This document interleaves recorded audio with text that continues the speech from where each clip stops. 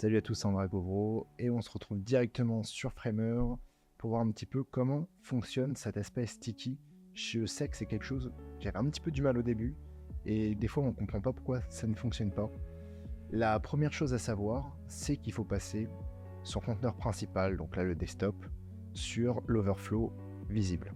Si l'overflow n'est pas visible sur le desktop, le sticky ne fonctionnera pas. Ensuite, c'est assez simple. On a juste à créer une frame. Hop, moi je vais faire ça comme ça. Je la passe en sticky. Hop. Au niveau de la hauteur, on va dire qu'elle fait 50% de notre viewport. On va prendre cette couleur là juste pour que ce soit bien visible. Je sais qu'on a notre... Hop, je vais peut-être mettre 2000. Hop.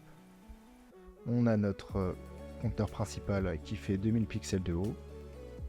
Ça fait 50. Je sais pas. Je l'ai passé en sticky. Et on va voir ce qu'il se passe.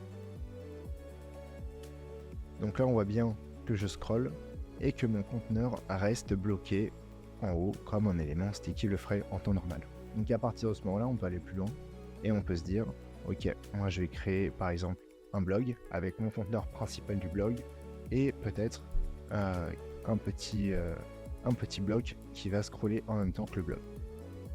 Donc ça par exemple, hop, moi j'ai passé ça en stack, layout, je suis en row.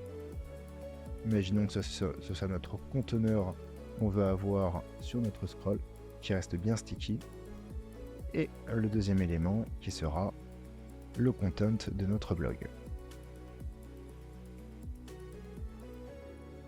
On va lui donner peut-être une viewport de 300 VH. Je stack ça en haut. Fit content. Lui, j'enlève le côté sticky, je le passe en relatif. Hop, overflow hidden, on va voir pourquoi, mais ça ne fonctionnera pas. Donc là, on a notre élément. Je vais mettre des couleurs, allez, peut-être un petit peu moche, mais juste pour voir un petit peu à quoi ça ressemble.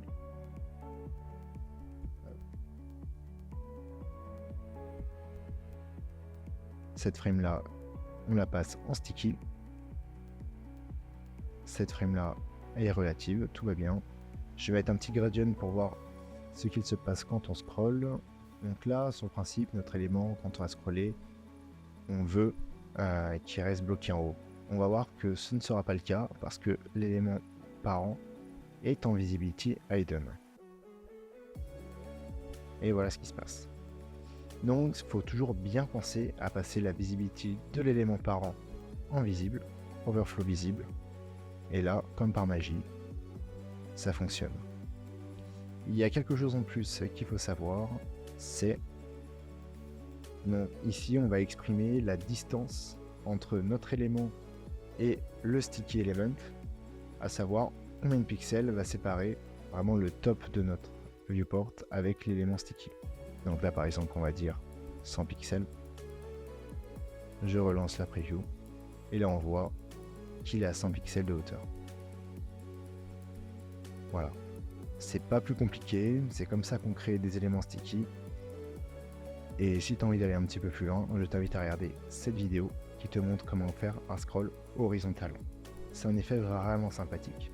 Je vais te montrer à quoi ça ressemble, juste pour te donner un petit peu l'eau à la bouche. Donc là on est sur mon site perso, et là je scrolle vers le bas et on voit qu'il y a une espèce de translation sur la droite qui s'effectue. C'est tout pour cette vidéo, j'espère que ça vous a aidé parce que je sais que c'est un point qui est des fois un petit peu mal compris et c'est pas plus compliqué que ça. Je vous dis à la prochaine pour d'autres tutos, à très bientôt.